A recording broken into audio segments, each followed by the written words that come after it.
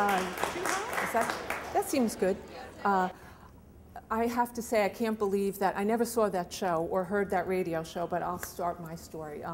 Hi, everybody. I'm glad to be here tonight. And you know, when I think about skeletons in your closet, I think probably most people think, well, I don't have any. You know, and I certainly thought that for many years.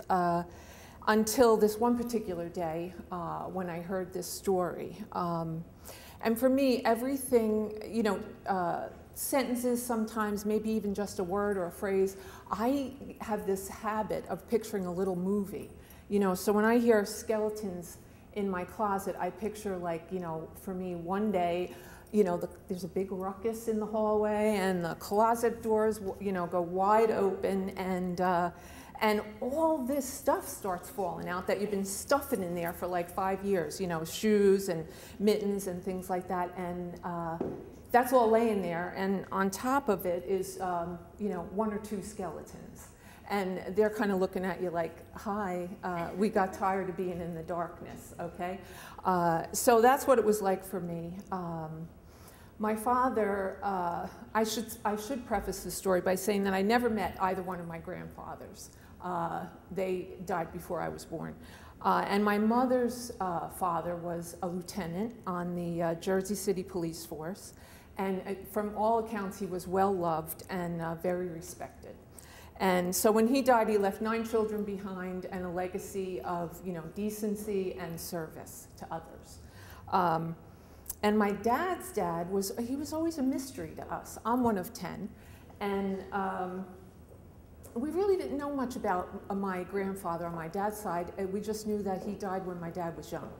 So, you know, it was one of those things where my father said, you know, I have something to tell you. And I said, okay. And he said, you know, your grandfather was an alcoholic. And I thought, well, that's not really news, because most of our Irish relatives were alcoholics, really. You know, they were kind of called the members of the CIA, you know, the Catholic Irish alcoholics. There was a lot of us. So, you know, that wasn't really that big of a pronouncement. But he said, you know, the thing is that when he would get drunk, he would get very disorderly, and evidently he would assault my grandmother. So this particular day, he was arrested, and he spent the night in jail. And the next day he came home, and my grandmother told my father, who was only 11, that he had to go out and tell him he couldn't live there anymore. My grandmother was just tired of it. And my father, being 11, he just went and did it. And my grandfather left, and that night he committed suicide, and he shot himself. So, I mean, that was a shock to me, of course. And, you know, some things made sense, because I think that followed my dad for his whole life, really. And, you know, but I remember, I was only a teenager, maybe 15 years old, and I remember thinking, the very first thought I had was, oh my God, I am never telling anybody this. It was so interesting. When I think about, the shame was instant. And, you know, I also thought, oh no, like, we really have a crazy family. And we really do. So it was, you know, I think suicide is unique in that way, in that the person in an act of total desperation takes their own life, and you know, that's all. The legacy of shame is set. And I think, you know, 15 years old, I was already feeling like, I'm not telling anybody. So, and I think that's the way it is. It's like who my grandfather was, he had 10 children, what he did in his lifetime, all became secondary to the fact that he committed suicide. So, you know, and for me, I'd like to think that, you know, almost 5 decades later now, you know, that I've come to accept the fact that I have crazy people in my family, mental illness, depression, and I have struggled with that myself, you know, have a personal battle with it. So I know that it's a tough one. And so,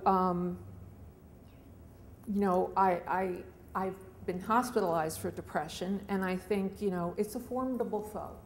That's what I'll say. But for me, it's, you know, it's not really an acceptance. It's more of like, you know, it's more of a negotiation on a daily basis, you know, mentally, physically, and spiritually about where I am on day to day. And, you know, unfortunately, now I have papers to prove that I'm crazy. When I was really drinking and carrying on, I didn't, so that just seems unfair. And, you know, a couple of years ago, I had a cousin that committed suicide, and that was very tragic, and it was a very violent death. And so, you know, when I think of my grandfather and my cousin, I think today, the fact that there's suicide in my family is not something that I'm ashamed of at all. In fact, I really am glad that it's out in the open, and we hear it all the time lately. So, you know, I just think that we need light on the subject, and so I rather have the skeletons out of the closet and, you know, sitting around talking, and that kind of gives me, it kind of gives me a reason to think that my grandfather and my cousin didn't die in vain, you know, that their life was worth a lot, and they were well loved, and that's what I think. You know, the topic is tough, but it belongs in the light, and evidently that's where the skeletons want to be. So, thank you.